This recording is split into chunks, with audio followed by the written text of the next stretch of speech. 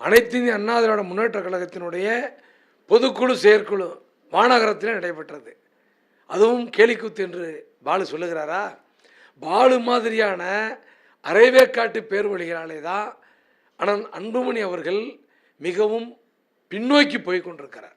நீ பாருங்க, பெற்றெடுத்த தந்தை எவனா இந்த வளர்த்தெடுத்த ஒரு தலைவர் 46 ஆண்டு காலம் உழைத்த அந்த உழைப்பை தன்னுடைய மகன் என்பதற்காக ஐயா அவரை மத்திய மந்திரி ஆகிறாரு. ஒரே நாளில் மத்திய மந்திரி ஆகிறாரு, நாடாளுமன்ற மாநிலங்கள் உறுப்பினராகிறாரு. இந்த மாதிரி பல்வேறு பதவிகளுக்கு கொண்டு வருகிறார்.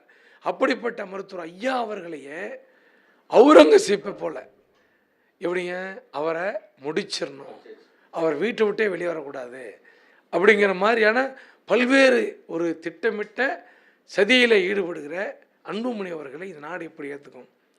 நான் கேட்குறேன். அதிமுக செயற்குழு பொதுக்குழு ஒரே நாளில் ஒரே இடத்துல நடந்துச்சு. அப்படின்னா பாட்டாளி மக்கள் கட்சி செயற்குழுவும் பொதுக்குழுவும் ஒரே நாளில் ஒரே இடத்துல நடந்துச்சு. என்ன 10 மணிக்கு ஆரம்பித்து 12 மணிக்கு செயற்குழு முடித்தோம். 12 மணிக்கு ஆரம்பித்த பொதுக்குழு 1:30-2 மணிக்கு முடிஞ்சுது. செயற்குழுவில் நிறைவேற்றப்பட்ட தீர்மானங்களுக்கு பொதுக்குழு, அதாவது அடுத்த அமர்வில் பொதுக்குழு முழு அங்கீகாரத்தை வழங்கியது. செயற்குழு காலை 10 மணிக்கு 1200 பேரோடு ஆரம்பித்தது.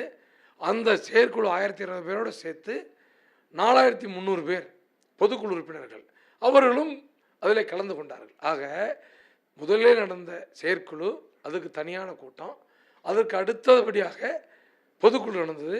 இது எப்படின்னா, பொறுப்பாளர்கள் வந்து செல்வதற்கு இப்போ புத்தாண்டு எங்கள் பாட்டாளி கட்சி பொறுத்தவரையில் ஒவ்வொரு புத்தாண்டிலும் இந்த மாதிரியான நிகழ்வு நடைபெறும். அதை தான் தொடர்ந்து ஐயா நடத்தி கொண்டிருக்கிறார்.